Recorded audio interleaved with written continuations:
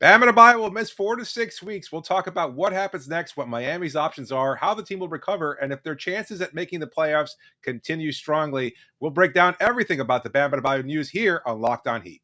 You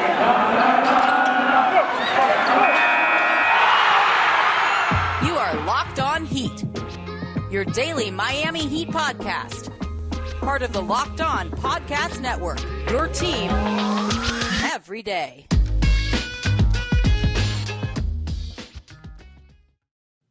It's an emergency episode of Locked On Heat, your daily podcast covering all things Miami Heat. However, you may be listening on YouTube, Odyssey, or your favorite podcast app. Thanks so much for making Locked On Heat your first listen every day. I'm David Ramil, and with me, as always, is my co-host, Wes Goldberg, brought to you by Shopify. This episode is Shopify is the all-in-one commerce platform to start, run, and grow your business. Scaling your business is a journey of endless possibility. So start now at shopify.com.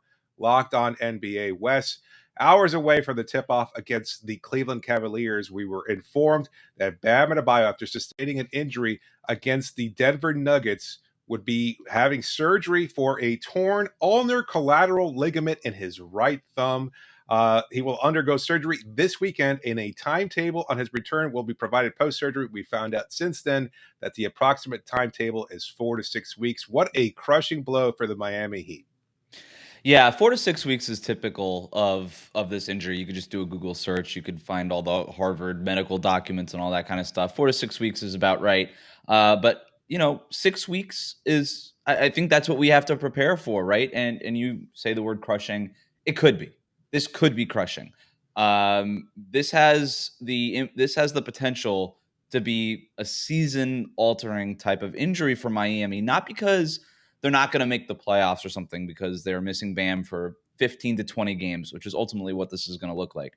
Right. But the Eastern Conference is so tightly contested right now. You have 5 teams within a game of each other from seeds 2 to 6 right now. And that's an important range there because those are the teams that get to avoid the play-in tournament. Once you're in that play-in tournament, who knows what can happen, right?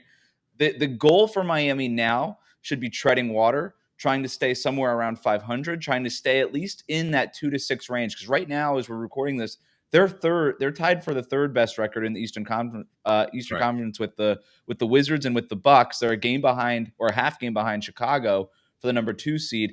Only a game ahead of Charlotte, who is at number 6. So things are tight. And an injury like this, if Milwaukee is getting healthy, if Charlotte is can get on a roll, if Washington can maintain what it is they're doing at the start of the season, I mean, this could really impact Miami's chances, not just to avoid the play-in tournament, but their ultimate seeding in the Eastern Conference as well. Yeah. If there's a silver lining, let's get this out right away. It's that Bam seems like he was nursing some nagging knee issues, particularly tendonitis. And if this is the case, if he does wind up missing the prolonged period of time, then at least he'll have a chance to recover. Tendonitis takes about the same amount of time to recover from, so the inflammation in his knee will go down. He'll be able to bounce back at close to 100%. This feels like the repercussion of a very long offseason for him, where he participated in Team USA. Of course, they had the season before. There was a compressed one the year before that where they made the NBA Finals in the short turnaround between seasons. So all that consistent level of play. We talked about this in context of Duncan Robinson. We won't get into that right now. But as far as Bam is concerned, he's been playing a lot of basketball over the last 2 years, and this just feels like the culmination. Might have just been a freak injury, but who knows? I don't think he's 24 years old. I mean, and he's like the physical Greek god, Zeus kind of guy. Everything you hear about him, this isn't a physical. I don't buy that for a minute. Like, if he knew what he was getting into when he was doing the Olympic stuff, these guys work out year round anyway, whether it's in Tokyo or in California, it doesn't matter. You watched the play where he got hurt, and I tweeted it out, where it's, it's a freak injury, right? It seemed kind of innocuous at the time. Like, obviously he stayed in the game. The play itself was, it was 9 minutes and 44 seconds mark in the third quarter. He gets an offensive rebound. He drives the lane, attempts a jump pass to a cutting Kyle Lowry. And then as he's attempting that pass, his right hand just smacks the hand of Jeff Green. And that was the first time where you started to see him grabbing at that right hand. And you and I were talking about it after the game. It was very noticeable throughout the rest of the half, the rest of the night. He ends up finishing the game with 20 points. It's a bunch of mid-range shots, almost gets Miami back into that game, sort of. He shrugged it Like, off even in the post-game presser too, saying, "I'm all yeah. right." He was holding his hands. He was asked about it. He said, "No, I'm all right." He didn't want to No, talk and about it no, too much. he had tape around the hand, and when he checked in the fourth quarter, that tape was off in the post game press conference. It was Right. something I was looking at, Mhm. and he seemed fine, and everybody believed him. No tape on the hand. He finished the game like it didn't really seem like a big deal. Maybe I was just thinking maybe he just jammed a finger, something like that. Turns out that he got testing done, and it turned out to be this a torn ligament in that right thumb. And now he's going to be out for a while. So yeah, I think you could chalk it up to a freak injury. But like I said, there's a lot to get into. It could have long-ranging, potentially season-altering effects for Miami. Yeah, and we want to talk about all those things as much as we can in this episode. Let's start off with the immediate concerns. Again, the game against the Cleveland Cavaliers. I imagine because there aren't many other options. Right now, as of this recording, we don't know if Jimmy Butler is going to be available for that game. He did miss out the last game, of course, because of the bruised tailbone. We'll see if he's able to participate in tonight's Cleveland matchup. Of course, we don't know about Marquis Morris either, still listed as questionable, I believe. I'm not sure if he's been declared officially out as of this recording. His return would certainly be a welcome addition. There are no other options. Right now, you go into the Cleveland game, at the very least, let's just say you have to immediately start Dwayne Dedmon. There are no other options. You can't start KZ Yeah. Okpala at center. You can't start Udonis Haslem. They'll be counted on. Omer Yurtseven, of course, also will be playing significant minutes. But for now, the immediate action is to insert Dedmon into the starting lineup and see if we can provide some of the energy level that he provides in short bursts, because he's going to be playing a lot more minutes than he's used to. Yeah, I mean, it's a no-brainer. You just start Dwayne Dedmon. Fortunately for Miami, the Heat they're 3-0 without Bam Adebayo this season. They won in Memphis, they won in Oklahoma City, and they beat the Pelicans all without Bam. Now, Memphis is a good team. Oklahoma City is not, and the Pelicans are not. So I don't know how representative of a sample that is for what lays ahead in the next 15 or 20 games. I know that's something we want to talk about looking ahead a little bit. But yeah, you start Dwayne Dedmon. It's a no-brainer. I'm not even that concerned with it. Dedmon's been giving him good minutes all year, but can you really rely on him for 28 plus minutes a night? I just don't think you can historically with him. Every once in a while he could do it, but you really want to kind of keep him around 15 minutes a game, 12 minutes a game, like ideally. But even then, David, like Omer Yurtseven, really? Like this, are we gonna do that? Like small ball KZ Okpala? Does Udonis Haslem have to, dust it off, every other night now? Like this is troubling. It's the depth. And you mentioned Marquis Morris too. It's now this injury, he was their only backup power forward, really, behind PJ Tucker, and he hasn't played since the Nikola Jokic incident. And now that is an even more glaring injury. And even with Morris, that's still kind of small ball stuff. I think the Heat believe that they could play him at center. You could do it PJ Tucker and him there. But Bam Adebayo is a guy who just covers up so many problems for them defensively. Whenever there's a botched rotation or something like that by one of these veterans, he's like that young buck who can, come back with that chase down block, get a steal, do something like that to just muck it up for the opposing offense. He kind of gives you that chaos factor that a really good defense needs. All that weak side help, all that stuff. I mean, there's a lot of things I'm worried about. Dedmon's fine. He's solid. He's a big body. He's a good rebounder, but he's not giving you the stuff that Bam is. And you're basically going to lose. You're asking a lot in those minutes where Dedmon is not on the court anymore. I mean, this is a lot to put on the plate of a guy like Omer Yurtseven, KZ Okpala, two guys who are not ready to play night-to-night roles in the NBA. Absolutely. So we'll talk a little bit more about some of the other roster options, who steps up, and maybe whether or not a change can be made to this particular group. But first, let me tell you all a little bit about Shopify. Oh, I love that sound. That's the sound of another sale on Shopify, the all-in-one commerce platform to start, run, and grow your business. In case you don't know, Shopify is a complete commerce platform that lets you start, grow, and manage a business. The subscription-based software allows anyone to set up an online store and sell their products. Shopify store owners can also sell in physical locations using Shopify POS, our point-of-sale app, and accompanying hardware. Shopify gives entrepreneurs the resources once reserved for just big businesses. So upstarts, startups, and established businesses alike can sell everywhere, synchronize online and in-person sales, and effortlessly stay informed. Scaling your business is a journey of endless possibility, and Shopify helps you make your entrepreneurial dreams come true. And so go to shopify.com right now /LockedOnNBA, all lowercase, and for a free 14-day trial and get full access to Shopify's entire suite of features. Grow your business with Shopify today.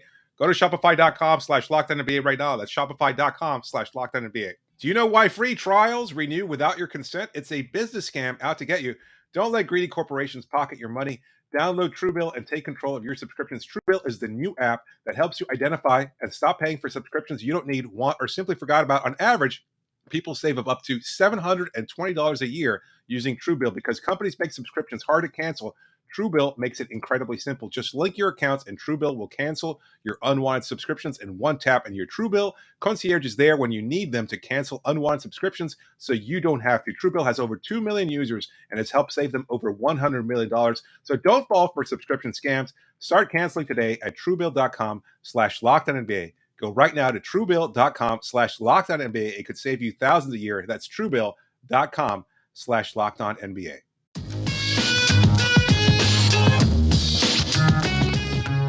Just a reminder that you can always reach us via email at lockedonheat@gmail.com or via Twitter using the hashtag #EscalHeat. Be sure to please subscribe to the show and leave a review. And also, of course, subscribe to our YouTube channel. And because your feedback is so important to us, we put together a very brief survey to let us know more about how you listen or watch the show. Just another opportunity to reach out to us in a way no other outlet encourages.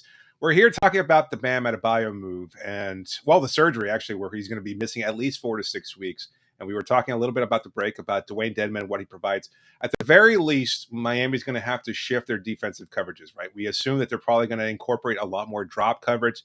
They're not going to be able to switch as much as they did because, well, Bam Adebayo is very good at that. A unique unicorn, to use the term, that allows Miami to do so much switching. We've seen on past occasions where maybe Miami could over-switch at times. That leaves a mismatch where, say, a Kyle Lowry or a Gabe Vincent winds up having to guard a big for a prolonged period of time. We saw it in the Denver game where Nikola Jokic was able to take advantage of those smaller matchups. Of course, Jokic was going to take advantage of almost anybody guarding him, but that's a whole other story. As far as what Dedmon can provide, he's that big body. He'll provide some rebound, but yes, not as nimble or sure-footed as Bam Adebayo. But neither is any of the other options on this roster right now. You can't go to Yurtseven. He's too slow in that regard. Udonis Haslem can no longer provide that at this stage in his career. Is Okpala a good option to get more minutes at center? I think that's probably a likely option just because I don't know that you can go to Yurtseven. I know we were talking about that before the break, but what do you think? Is Okpala as small ball 5 a distinct possibility in the future? I think it has to be. I mean, look, it's Okpala's third year. Drafted that same class as Tyler Herro. Like, it's time, if this is his ultimate test, right? We're going to know in the next 4 to 6 weeks whether or not Okpala is an NBA player. And there's, this team talks all the time about next man up mentality, right? Because they've dealt with injuries to Bam for 3 games. They've been games without Jimmy Butler recently, games without Kyle Lowry, games without Tyler Herro recently. Like, all of them talk about next man up. And, Gabe Vincent has stepped in for Tyler Herro. Like, Caleb Martin was fine as a starter in place of Jimmy Butler. He was no Jimmy Butler, but he was okay. Can Okpala just be okay? He doesn't have to be good. He doesn't have to be like some sort of second-round gem. He just needs to be. Can you just be okay? Can you just be an NBA player for 4 to 6 weeks, for 15 to 20 games? I don't know. I guess we're gonna find out. I'm with you.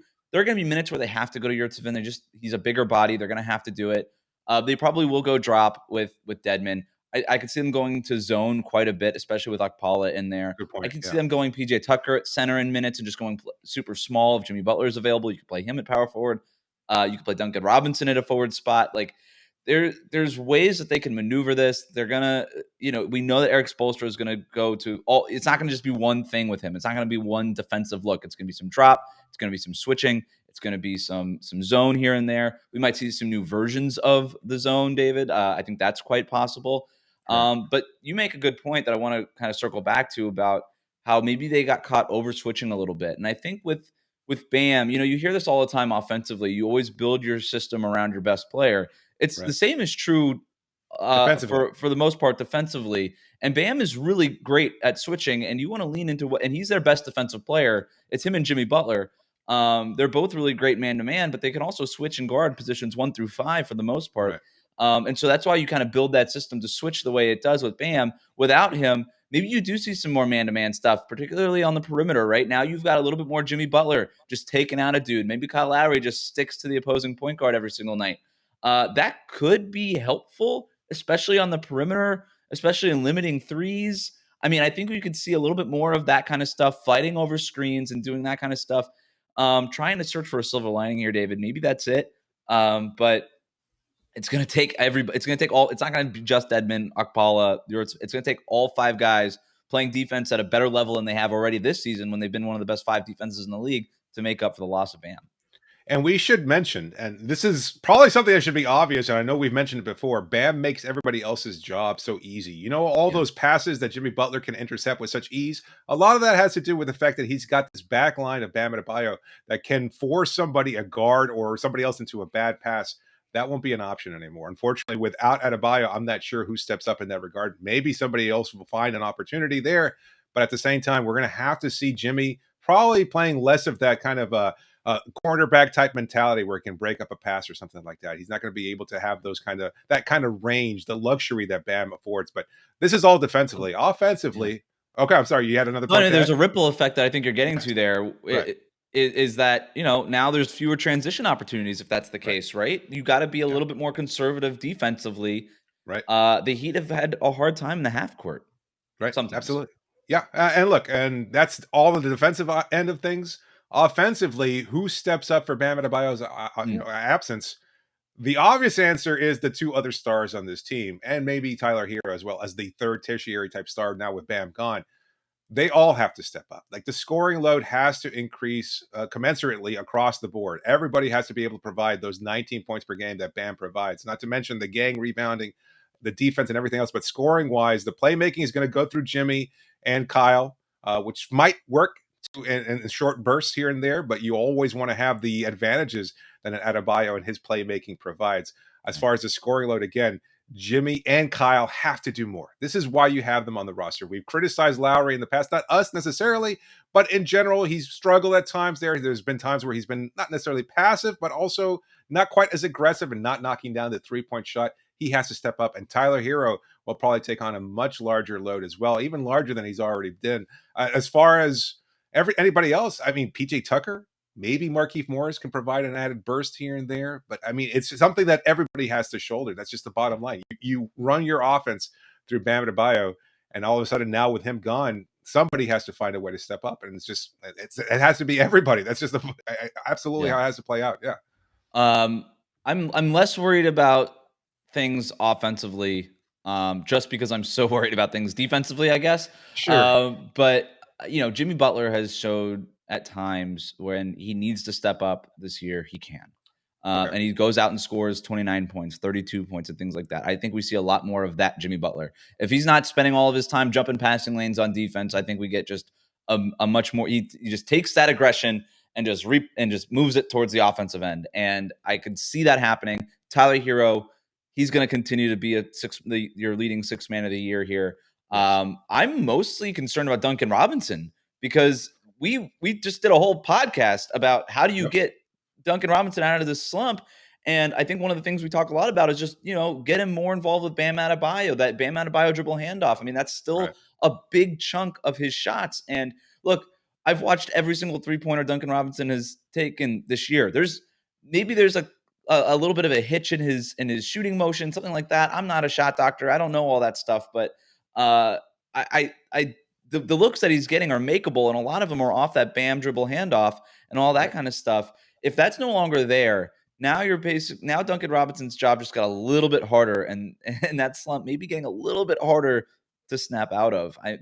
That's my main offensive concern. Bam hasn't been as much of the playmaker for everybody else as he was in past seasons. He's talked about that. He's been more of a scorer this year, more of kind of a post guy, a role threat. I think there's ways to replace that. So, but again, it's got, you're absolutely right. It's going to take everybody on both ends. Yeah. Before we start talking about the minutia of the schedule and the particular challenges that are posed over the next 4 to 6 weeks, potentially, I'm curious, like, should we count on the return of NBA Finals Jimmy Butler? Is that something that he can do for a consistent amount of time, like 4 to 6 weeks? I don't think we've ever seen a stretch like that from him at any point in his career, just because he's never been that type of player. But that might be what's necessary in order to make up the point differential that you lose with Bam's injury here. And I don't know if that's fair either, because you've got an older player who was playing at a near MVP type level, and now all of a sudden you're asking him to do even more, mostly because, well, there have been moments where Bam hasn't been as aggressive as a lot of Heat fans would like. What do you think? Is it time for Finals Jimmy to return? I mean, we've kind of seen stretches of finals Jimmy Yeah, during this season. I think he'll be there. It's not going to be like he needs to go from averaging 23 points to 43 points, right? He's not going to make up all of those Bam Adebayo points. I think you made a really I think Kyle Lowry is the guy. yeah. He needs to be a 20 point per game, 18 point per game type of scorer. 16, 18 points is probably good for him. And Duncan Robinson has to find a way to break out of that shooting slump. If Lowry could do that and Duncan Robinson can start that to shoot the ball at his normal rate, offensively, the Heat will be fine, right? Dwayne Dedmon is a good rebounder. He'll get some offensive rebounds. He'll still get the second chance points, all that stuff. PJ Tucker is able to space the floor from you from that 4 spot. I think they'll be okay, but it's going to require Lowry and Duncan Robinson starting to be that backcourt that the Heat envisioned. Yeah. All right. Well, let's move on. We'll talk a little bit about the schedule and the challenges it presents in our next segment. But first, just a reminder that Bet Online has you covered all season for more props, odds, and lines than ever before. As football season continues the march to the playoffs, Bet Online remains your number one spot for all the sports action this season. Head to our new updated desktop or mobile website to sign up today and receive your 50% welcome bonus on your first deposit.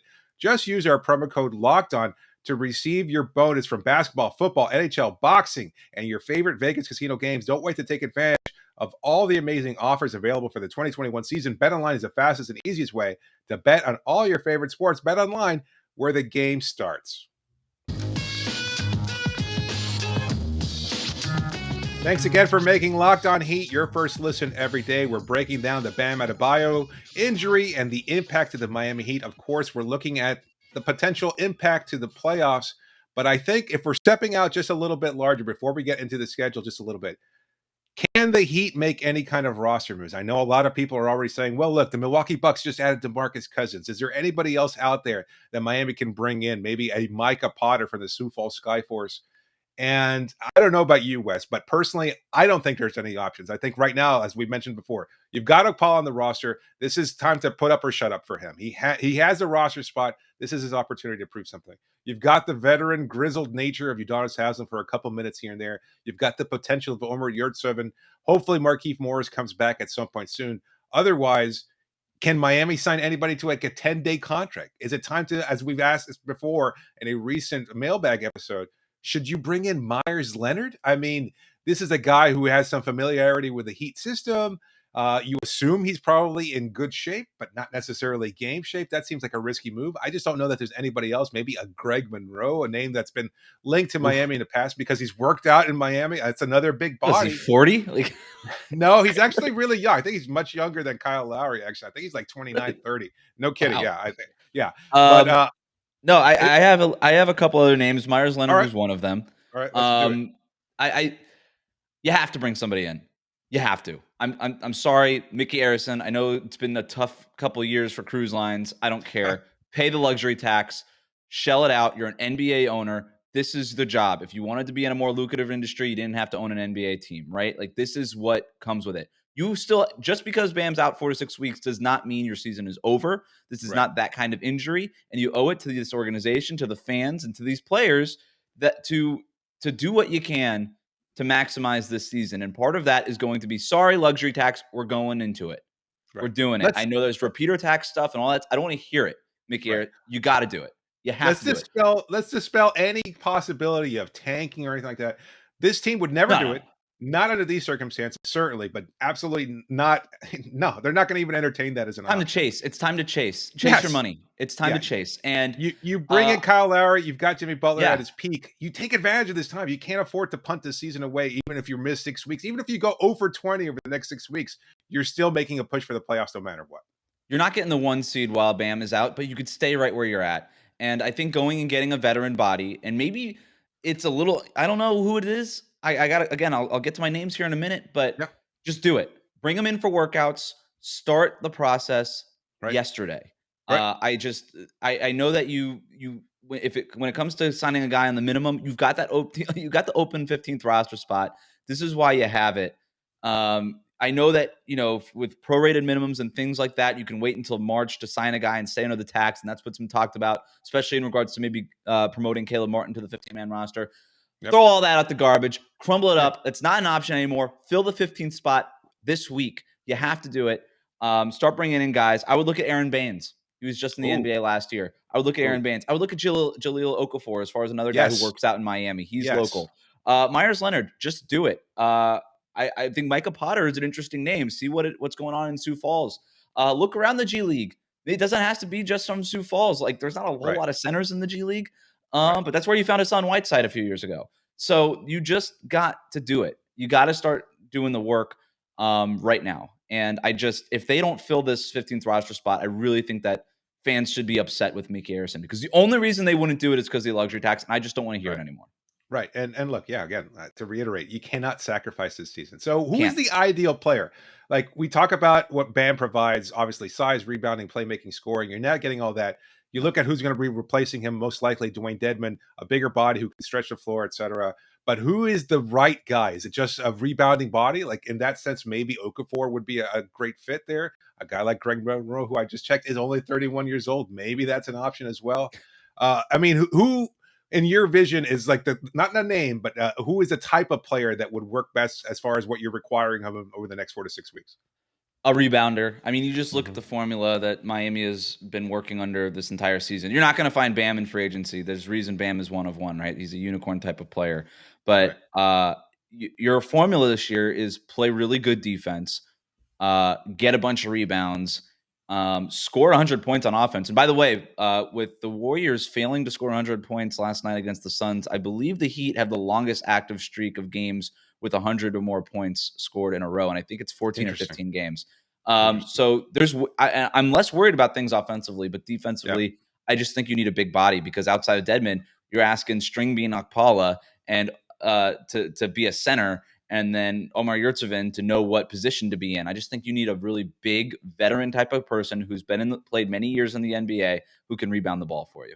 All right, so let's get into the schedule talk. Again, we're looking at 6 weeks, probably by mid-January or even the start of the year, as if things progress as well as you could like.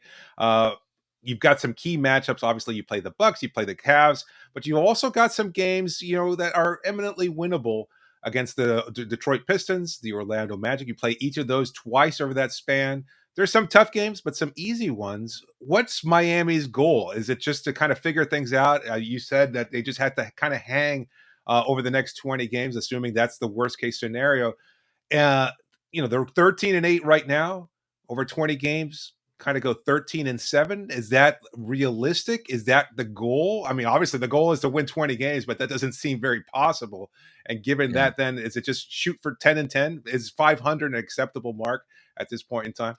500, I think, would be great if you could just stay at 500. Look, you've got some tough games. I mean, and now without Bam, you look at Saturday's game, at Milwaukee, second night of a back-to-back. You just assume you're going to lose that one. Like, that's a schedule loss. If you win it, great, but you're not counting on it. Then you look at like a back-to-back game later in the month against after playing Washington at home on the 28th. You're playing in San Antonio, second night of a back-to-back. San Antonio's no good, but that's another schedule loss. I think you look at games like at Golden State on the second night of a back-to-back. That's probably a loss anyway, but you could chalk that up as a loss. And then you're basically through, and then you got at Phoenix January 8th, which is right about that 20 game mark. And you could maybe chalk that up as a loss.